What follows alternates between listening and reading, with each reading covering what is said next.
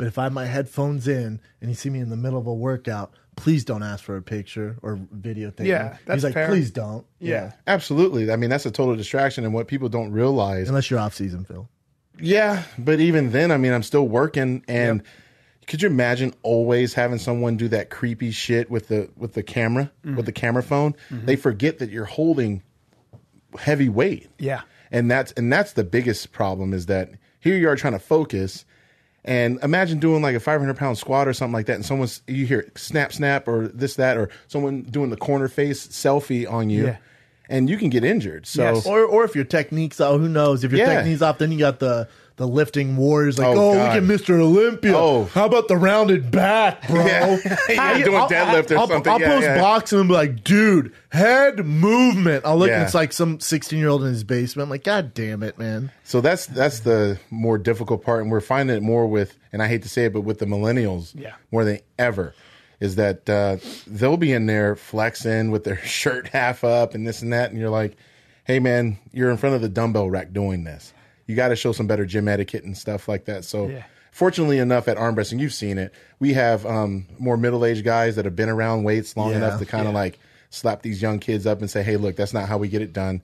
Let's be respectful, because it's a pretty hardcore gym, but yet it's clean. Right. And that's what we try to keep there. But in other gyms abroad, like when my girl and I, we go train, it can become a freaking problem. So you kind of have to call the gym ahead of time to let them know you're coming in, and then just say nicely, hey, I'm in here if you want your staff, because staff will do it too.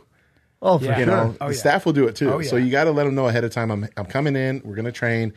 Afterwards, hey, we can get a group shot or whatever for like 5-10 minutes. That's it. That's How fair. long, when you say train, how long is a training session for you? 90 minets on average. 90 minutes. Yeah. We're hitting individual muscle groups, Brendan. For sure. When you go abroad, like bodybuilding is so much, like, don't get me wrong, it's pretty big here, but abroad, It's Yeah. ridiculous. you're like Tom Cruise out in that bitch. Like Germany and You're like a places like that? swole ass For sure. Tom Cruise. Like you just mentioned earlier, like how you were going to Australia. Yeah. I remember spending an entire month there doing a whole tour all the way from the bottom all the way up to Darwin, near the damn equator and back. How big is Australia? It's it's big enough, and as far as the bodybuilding scene, it does trump the U.S. in some areas, just for bodybuilding. Why is that, you think?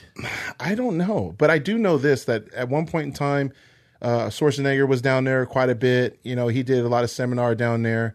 A lot of those photos that you see of him back in the Pumping Iron days, on the those beach black and whites and and stuff, the Speedo? that's over in Coogee Beach. Is it really? And over at the Opera House. But they've never had, like, Australia, they've never had, like, a big time Olympian, like, champion. No. How about this morning I was running on the stairs, and this, when you pass by the same people all the time, I'm passing by this guy, and this dude's jacked, and I see him there all the time, and it always looks like he has something on his nose. Like, I'm like, what the, like a booger, or I don't know what's going on. It's a mole. And then we get to maybe a mole, but I try not to pay attention. Remove that immediately. No, he's a big, handsome, like big dude, but not young. Not, I mean, he might be like a kid genetics. Like he might be 50. He's up there for sure. Boy. Some gray hair. Yeah, I would say he's between 45 and 55, but phenomenal shape, tan as fuck, in all Lululemon, which is usually a red flag. That's interesting. That's an interesting thing. So we get to the top, and I'm stretching, getting done, and he goes, "Hey, brother, see you here all the time." I go, "What's up, man?" And then I finally get close enough to look. It's a nose ring. Well, sir, he can't you can't be 50 or even bro. in your 40s with a nose ring, right? Bro, Unless you're Lenny Kravitz.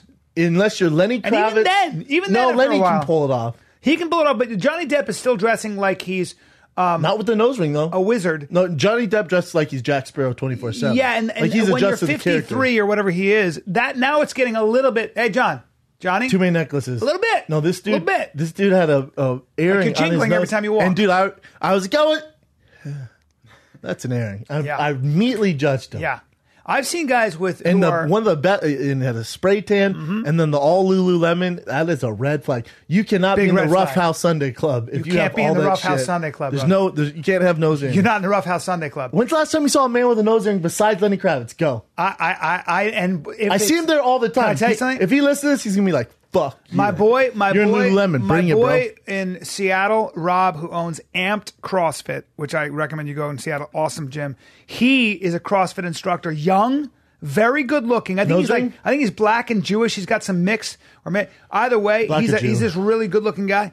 He's got a nose ring, but the way he pulls it off, if you're in your 20s or you're like, and you're a CrossFitter, he gets away with it. Nope. I actually, personally, Seattle? I like nose rings on dudes. On black guys? Some guys can pull it off. On black guys, you mean? If you've got that sort of like no hair on your body and you're kind of styling like the Lenny Kravitz look, then I can. Dude, you just went bad on forever, and then you just went back. No, with a guy my age.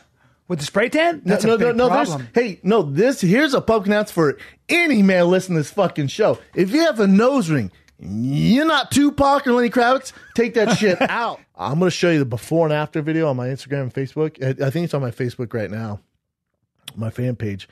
And it is crazy, man. I don't know how he does it. Brian thought I was bullshitting. Brian's like, no, those are two different dogs. Why would it be two different dogs? Look at them. They look exactly the same. No one can do that. I'm like, dude, I get it. I don't believe it. I didn't believe it either, but I'm telling you, this is like his thing. This is what he does. Yeah. And I asked him, like, how do you do it? He's like, brother, that's like someone asked you, how do you do stand-up? How do you do podcasts? And how do you do MMA? How do you do jiu-jitsu? Like, it's what I do. Like, remember when I trained these dogs for the Secret Service, this 5-day intensive training for these dogs on the mission, because it's so much more extreme. They have to sniff out bombs and all that shit and attack Middle Eastern guys. But he was saying how, it's rough. So he was saying how they put them through the same training, but it's 5 months every day, 7 days a week. Jeez. Think about those dogs. And I was like, damn, give me one of those. He's like, you don't want one of those. He's like, people who try to place those dogs in homes, it's trouble. Mm-hmm. Those dogs, they're not... I mean, if your son, my 15-month-old son, if that dog's eating and comes by his bowl, he can rip his hand off. Yeah. Forget the football career. That's gone. So you got to worry about stuff like that. But I'm telling you, I know how everyone says, Malinois, they're trouble, man. Joy getting bit. I've heard all that. I've had 1 million dogs in my life. I trust this guy and this breeder. I'll post it later today, but I'm telling you, man, this guy is a straight-up miracle worker. It's insane. Wait till you see this shit. It's mind-blowing. I can't wait to see. I always thought that Cesar Millan guy, I thought before I watched the show, like it was so gimmicky guy. Yeah, I thought it wasn't really true, but damn, it's when you actually watch the show.